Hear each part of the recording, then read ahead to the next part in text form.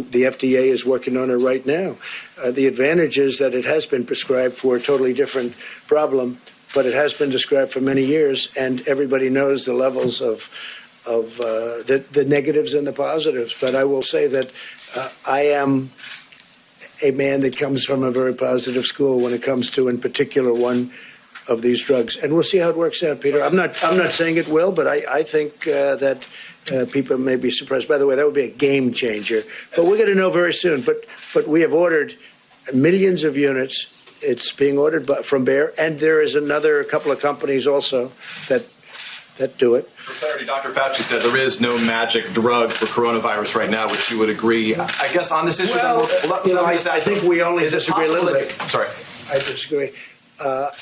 Maybe and maybe not. Maybe there is, maybe there isn't. We have to see. We're going to know. Is it possible that your impulse to put a positive spin on things may be giving Americans a false sense of hope? No, I don't think so. Misrepresenting preparedness right now. No, I don't think so. I think that I think it's got the not yet approved drug. Such a lovely question.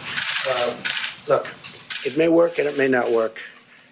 And I agree with the doctor what he said. May work, may not work. I feel good about it. That's all it is, just a feeling. I'm a smart guy. I feel good about it. And we're going to see. You're going to see soon enough. And we have certainly some very big samples of people. If you look at the people, you have a lot of people that are in big trouble. And this is not a drug that obviously I think I can speak from a lot of experience because it's been out there for over 20 years.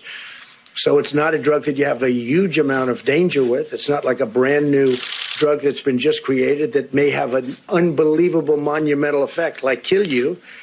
We're going to know very soon. And I can tell you the FDA is working very hard to get it out. Right now, in terms of malaria, if you want it, you can have a prescription. You get a prescription. And by the way, and it's very effective. It works. I have a feeling you may, and I'm not being overly optimistic or pessimistic. I sure as hell think we ought to give it a try. I mean, there's been some interesting things happened and some good, very good things. Let's see what happens. We have nothing to lose. You know the expression? What the hell do you have to lose?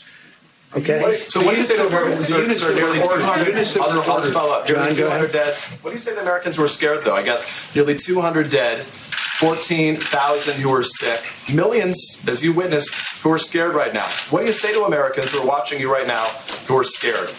I say that you're a terrible reporter. That's what I say. Go ahead. I think it's a very nasty question, and I think it's a very bad signal that you're putting out to the American people. The American people are looking for answers, and they're looking for hope. And you're doing sensationalism, and the same with NBC and Comcast. I don't call it Comcast. I call it Comcast. Let me just tell you for whom you work. Let me just tell you something. That's really bad reporting. And you ought to get back to reporting instead of sensationalism. Let's see if it works. It might and it might not. I happen to feel good about it, but who knows? I've been right a lot. Let's see what happens, John. Let me get back to the science and the logistics. You're ashamed of yourself. The units that were ordered, are they for clinical trials or are they for distribution to the general patient population? We are going to, as I understand it, we are going to be taking samples in New York. Governor Cuomo very much is interested in this drug, and they are going to work on it also after they get a certain approval. We're waiting for one final approval from the FDA. We'll see what happens. But we'll use it on people that are not doing great, or even at the beginning of not feeling well. Sort of fall under the. And John, what do we have to lose? So this wait, John, it's been out there for so long. We hear good things. Let's see. Maybe it works and maybe it doesn't. I understand all that. I'm just thinking of the application here. So that would be under sort of a modified compassionate access. We're doing that, I guess, and that's what it's called. Yeah. Yes. I would like Dr. Fauci, if you don't mind, to follow up on what the president is saying. Should Americans have hope in this drug right now? And, sir, I would like to follow up on Peter's question here. Could you please address Americans in this country who are scared right now? This is a very valid concern that people have. No, there really isn't that much of a difference in many respects with what we're saying. The president feels optimistic about something, his feeling about it. What I'm saying is that it might be effective. I'm not saying that it isn't. It might be effective. But as a scientist, as we're getting it out there, we need to do it in a way as while we are making it available for people who might want the hope that it might work, you're also collecting data that will ultimately show that it is truly effective and safe under the conditions of COVID-19. So there really isn't different. It's just a question of how one feels about it. Is there any reason to believe it's not safe? Well, certainly as a drug, any drug, John, has some toxicities. The decades of experience that we have with this drug indicate that the toxicities are rare and they are, in many respects, reversible. What we don't know is when you put it in the context of another disease, whether it's safe.